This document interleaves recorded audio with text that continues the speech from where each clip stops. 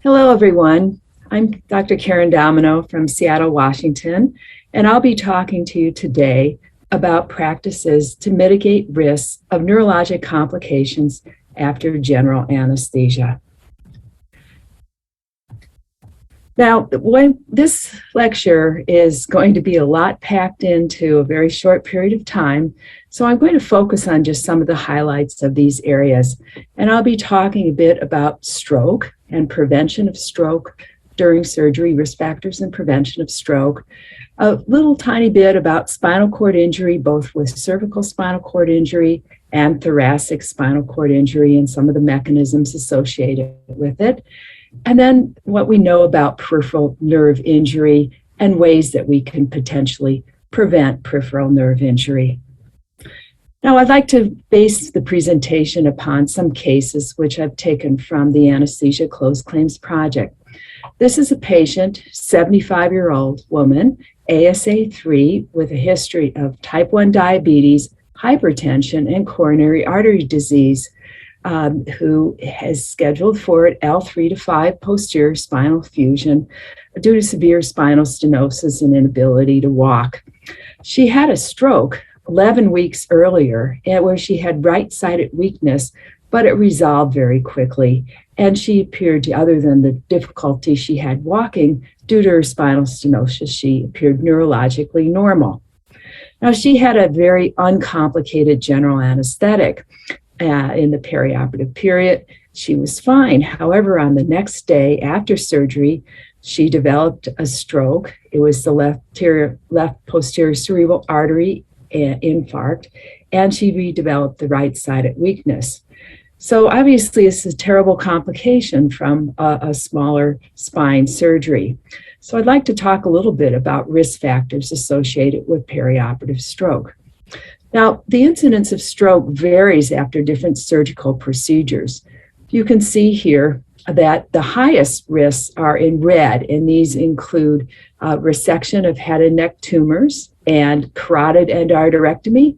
And I think with working near the carotid artery, there's a potential of embolization of plaque, and valvular surgery and aortic repair. Again, high potential for embolization causing a stroke. You can see that the risk in general surgery or similarly in orthopedic surgery, such as this our patient was having, it ranges generally less than 1%.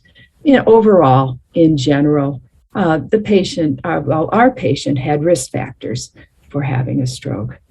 Now, let's look at some of the preoperative known risk factors for perioperative stroke. And we see that our patient meets several of these risk factors. She's over 70 years old. She's a woman. She has a history of hypertension, and she has a history of coronary artery disease. In addition, she has a history of diabetes mellitus. Atrial fibrillation is often a risk factor. It was not present in this patient. However, she had a history of a prior stroke as well, which also puts her at a higher risk for having a perioperative stroke. Other factors include known carotid artery stenosis and abrupt discontinuation of antithrombotic therapy. Now, this slide looks at the risk of stroke, the rate of stroke, after different types of surgery with age. We have a hemicolectomy, total hip replacement, and a lung surgery. Again, these are ones that are lower risk than the cardiac or aortic or neck procedures. So you see over here with age, with 65 years old or less is in the clear. We have 65 to 74 is here in these this kind of straight lines. We have the diagonal lines for age 75 to 85 were our patients in that risk range, and then black over age 85. And what you can see here is that while the stroke rate overall is low in average for these type of surgery procedures, generally less than 1%, the risk goes up by age, with the highest risk being in the oldest age group. And it occurs in all of the types of surgeries. Now, there are some additional risk factors for perioperative stroke. These include renal insufficiency, emergency surgery, the presence of valvular heart disease, the issue of postoperative hypotension, particularly prolonged post-op hypotension on the floors, and a patent foraminal valley. And the risk of stroke with all of these multiple risk factors then can approach as much as 2 to 3%. So all these things can then increase the risk of stroke in patients. And now, one of the things, this patient has these risk factors, but how can we mitigate the risk factors? Well, there's an interesting study published out of Denmark, which looks at the time after having a stroke and the risk for having a repeat stroke, as well as cardiac events after elective non-cardiac surgery. What they did is in Denmark, they have a national database of all the patients undergoing surgery. And they had around 7,000 patients who had a prior stroke having this elective non-cardiac surgery. And they had over 440,000 adult patients without a prior stroke. And they looked at the patient outcomes up to 30 days postoperatively, including major cardiac events such as myocardial infarction, stroke, and a cardiac death, and all-cause mortality. Now, this slide looks at the risk of having an ischemic stroke in this period of time after having this elective cardiac surgery. And it looks at it compared to the group of patients who had a stroke compared to those who never did. It looks at timing of that stroke from 3 months, less than 3 months, such as our patient, 3 to 6 months, 6 to 12 months, or more than 12 months after the ischemic stroke. And this is the odds ratio. We can up to 80 times the odds or risk of having a stroke is shown over there. So anyone having a prior stroke obviously has an increased risk of having a perioperative stroke. And this can be an increase of odds of over 16-fold. If the period of less than 3 months, the risk is extremely high. It's up to an average of almost 68-fold increase in risk of having an ischemic stroke. And this is the range that our patient was in from the timing of her stroke. The risk of having a stroke goes down over time, seems to be kind of normalizing closer to 9 to 12 months after an ischemic stroke. Now, what about the risk of major cardiac events, which also does include stroke, includes myocardial infarction, myocardial death, congestive heart failure, and those things? We can also see here that if the stroke was less than 3 months ago, there is a very high increased risk or increased odds of having a major cardiac event by 14-fold. Again, this goes down over time and seems to, while it's still higher than normal because these folks have risk factors, you can see that after 9 or 12 months, things seem to stabilize. Now, this suggests that we should probably wait for a longer period of time, then she shouldn't have had that elective procedure less than 3 months after surgery, after a prior stroke. Now, this is an interesting study that's looking at something called covert stroke. And what covert stroke is a stroke that's detectable with a brain infarct on an MRI after surgery, but doesn't have any clinical stroke symptoms. So this is very different than our patient have. And what it's looking at is the risk of cognitive decline occurring a year after surgery. This study is called the Neurovision study, and it was a prospective multi-center study that enrolled patients who were more than 65 years of age having elective non-cardiac surgery. What they did is they did MRIs before surgery and after surgery, and they excluded patients who developed a perioperative stroke in this study. So they had one either occur intraoperatively or most strokes occur postoperatively, and they excluded those patients.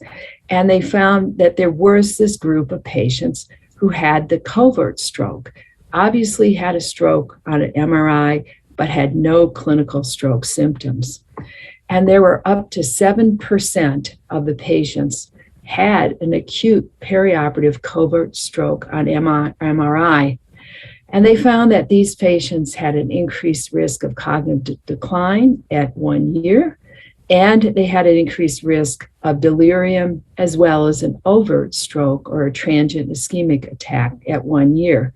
So there's a lot we don't know about perioperative stroke because some patients may be having a perioperative stroke but not have any signs of symptoms of having this. Now, in terms of the mechanisms of perioperative stroke, the bulk of the mechanisms are embolic. About 2/3 of these are embolic. Certainly, we as anesthesiologists always worry about hypotension. Hypotension can contribute to a stroke, particularly prolonged hypotension in the postoperative time, but the bulk of the problem is embolic in nature. Hence, that's why there's the increased risk among the people having carotid cardiac surgery and who have atrial fibrillation. Now, most of these strokes are large vessel territory strokes, so they're major strokes. Again, these are patients who've had an overt stroke. There are some who have smaller vessel or lacunar strokes. Perhaps this may be associated with some ischemia. And we find that there are longer waiting times in the hospital compared to if this stroke happened postoperative or at home. It takes longer to get the patients to imaging. There's a lower use of thrombolysis. These are post-op patients. And there's a longer time to thrombolysis in these patients as well. But there's similar mortality, although there's a longer stay in the hospital, or patients who've had an in-hospital stroke, particularly after a procedure, and less likely to be discharged home. And so a rapid transfer for endovascular therapy, it would be really important in patients who've had an intra-hospital stroke. Now, the Society of Neuroscience and Anesthesia and Critical Care in 2020 developed some perioperative care of patients with high risk of stroke guidelines. And these are some of the things that they said. They suggest that patients should be screened for risk factors and communicate these risks to the patients preoperatively. They suggest you consider a delay of elective surgery for up to 9 months after a stroke. And also important is management of the anticoagulants with bridging high-risk patients after you stop warfarin and stop direct anticoagulants 1 to 3 days pre-op in that time. But there's insufficient evidence for continuing aspirin. Now, as far as blood pressure medicine recommendations, this SNAC group said during cardiac surgery, avoid hypotension during cardiopulmonary bypass because that is associated with stroke. However, for non-cardiac surgery, there were no specific blood pressure thresholds present in any of the literature. The one concern is with the beach chair position. And in the beach chair position, you need to approach induced hypotension with caution.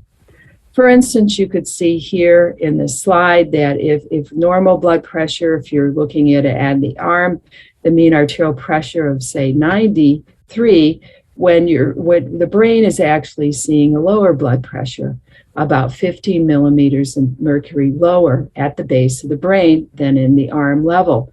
This isn't a problem at this point in time, but if the mean arterial pressure were, say, reduced down to 60, and then suddenly we're faced with a 15 millimeter decrease in blood pressure at the base of the brain, this would give a perfusion pressure of 45 millimeters of mercury. Hence, this is one of the concerns that SNAC has mentioned. It deals with induced hypotension in the sitting position. Now, I'd like to move on to discuss the issue of hypotension and spinal cord injuries. So here's an example of someone, a patient who was having a larger thoracic spinal fusion. The surgeon had asked for some modest, deliberate hypotension for the patient, and the patient was doing well with regard to the motor and somatosensory evoked potentials with this level of induced hypotension. However, with the instrumentation and distraction, the motor evoked potential signals were lost, and the anesthesiologist raised the mean arterial pressure up to 70 millimeters of mercury with a phenylephrine infusion. However, there was no return of the motor evoked potential. Surgeon tried to readjust the instrumentation, couldn't really do much with it, and ultimately the patient was unable to move their legs after they woke up. Now, when we think about spinal cord blood flow, we think about the posterior spinal arteries, of which there are two, which would supply the posterior portion of the spinal cord. And these get blood supply from the posterior cerebral arteries and from the basilar artery. Now, the anterior 2/3 of the spinal column cord is supplied by the anterior spinal artery. And in this case is where that would control motor supply and a blood flow to the motor areas of the spinal cord. And what's notable about this is the blood flow comes off of segmental intercostal arteries that come off of the aorta. One of the most prominent one is the artery of Adamkiewicz, which supplies blood flow to the lower 2/3 of the spinal cord. And in particular, in patients who have vascular disease and atherosclerosis, they can have reduced and more tenuous blood flow to these areas. Hence, in the thoracic area, these are really at risk for both problems with blood flow during spine surgery with surgical distraction, as well as rarely, but occasionally, ischemia due to profound hypotension in those thoracic areas. Now, another thing I think is worth thinking about is perfusion pressure.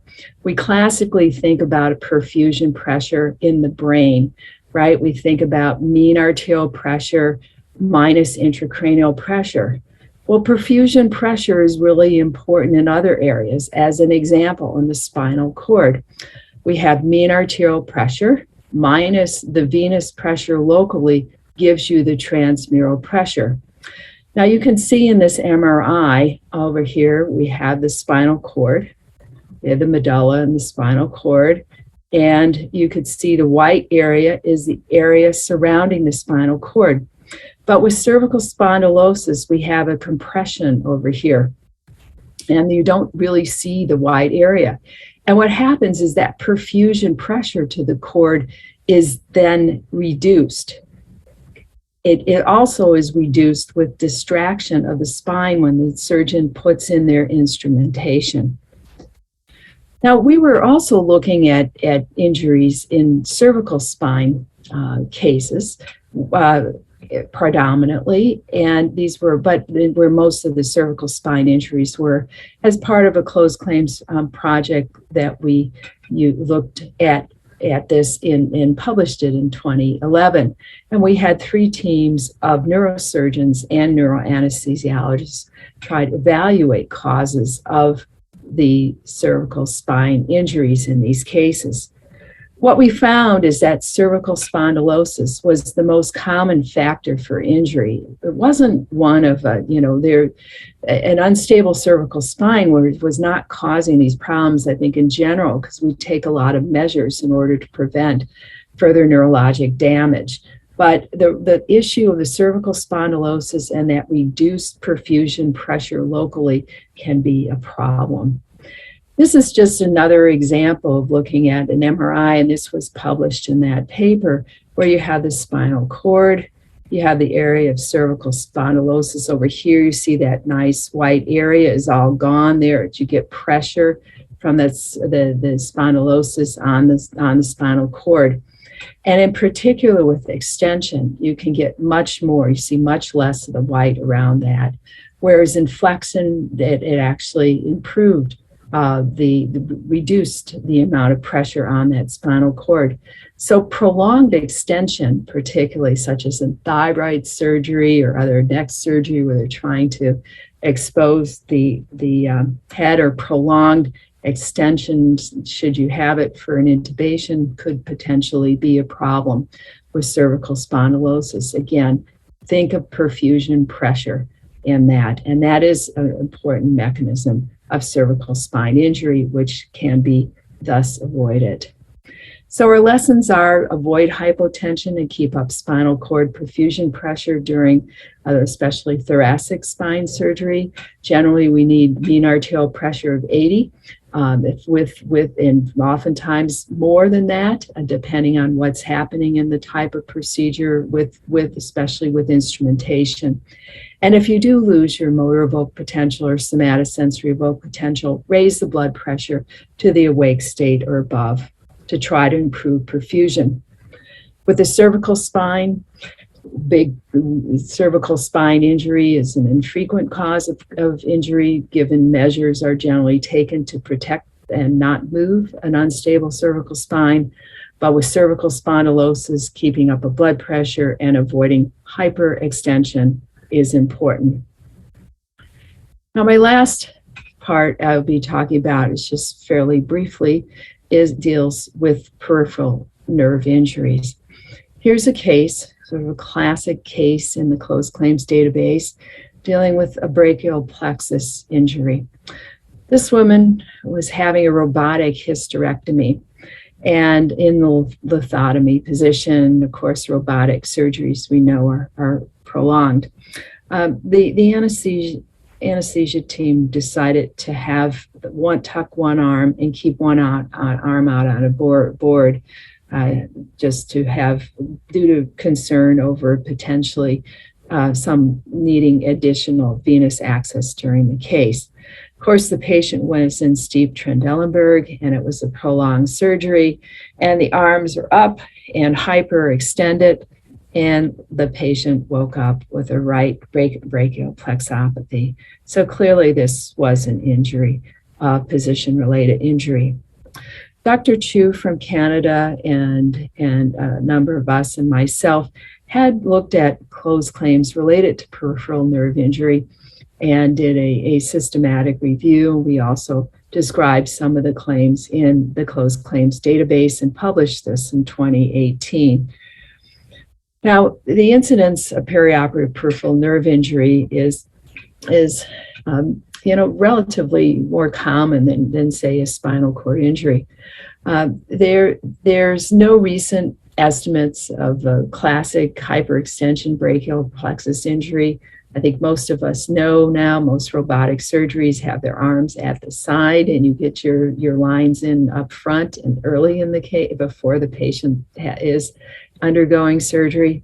There is an increased rate in post-sternotomy, median sternotomy with stretch on the brachial plexus due to the median sternotomy in that circumstance. And so avoiding hyperextension injuries, I think we're all pretty good about doing, but it is something that occasionally can happen. The one time that we've seen more are in the prone cases with the hands above the head in that Superman position, and those also are higher risk period of time.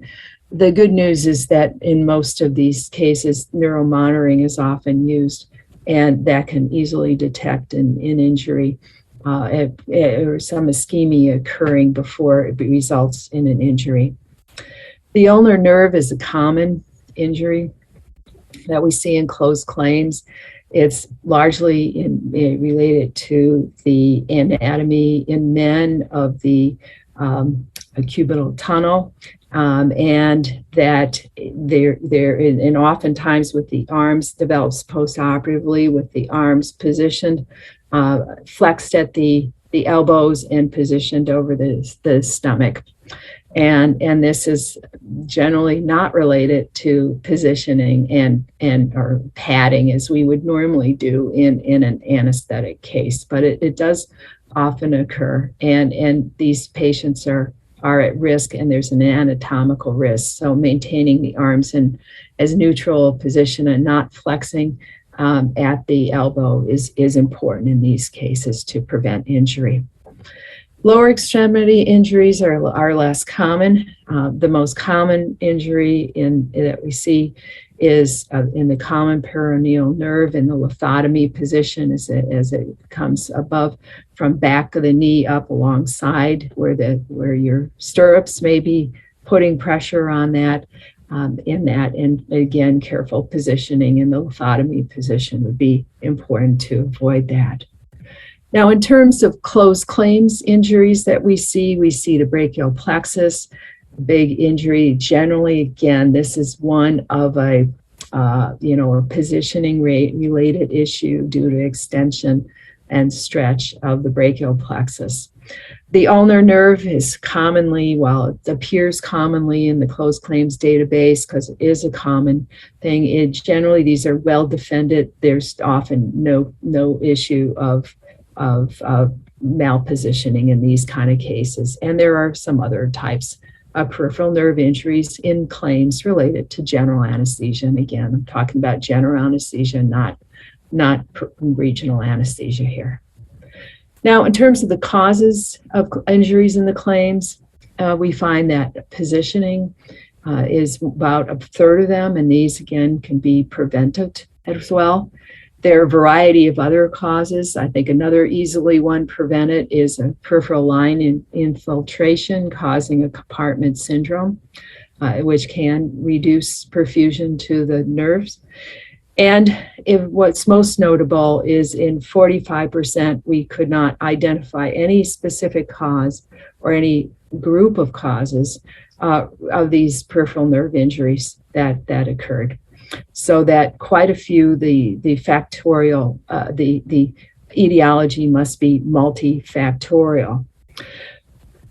When you think about the pathophysiology of peripheral nerve injury, you can see that it could be transection, compression, stretching. There can be hypotension, and of course with surgery we have inflammation develop, and then these cause peripheral nerve insults. But what's really important here is the underlying neuronal reserve, and that contributes to the injury. And so all these factors in the amount, in duration and severity, as well as patient factors, contribute to peripheral nerve injury. Now, mentioned that for the many peripheral nerve injuries that may not be related to hyperextension or malpositioning, unless they are in the prone Superman position where you may be stuck with that position, use of neuromonitoring such as somatosensory evoked potentials or motor evoked potentials can be very helpful. For instance, here's just a somatosensory evoked potential. We have a stimulus that near the end picks up, say, a median nerve. You get EEG activity in the brain, it summates, and you get an amplitude there. And with ischemia, the latency can prolong and the amplitude can flatten out. And this detects ischemia. If you pick it up early enough, you can then improve your perfusion or and prevent it from becoming an injury.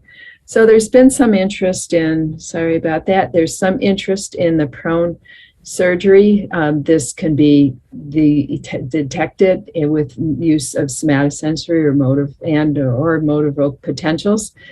People have done this during cardiac surgery as well, and also considered it over shoulder surgery as well. So this may be a more future modality that might be used once we don't have to have a whole team of monitoring technicians and a neurologist help with this sort of monitoring that's often used in spine surgery. So in summary then, these are the recommendations we have. Delay elective surgery for more than 9 months after prior stroke. Watch out with cervical spondylosis and avoid extreme hyperextension. Avoid severe hypotension and spinal cord injuries, to reduce spinal cord injuries, especially during thoracic spine surgery, and careful positioning, but keep in mind that most peripheral nerve injuries are multifactorial. Well, thank you very much for your attention to my lecture.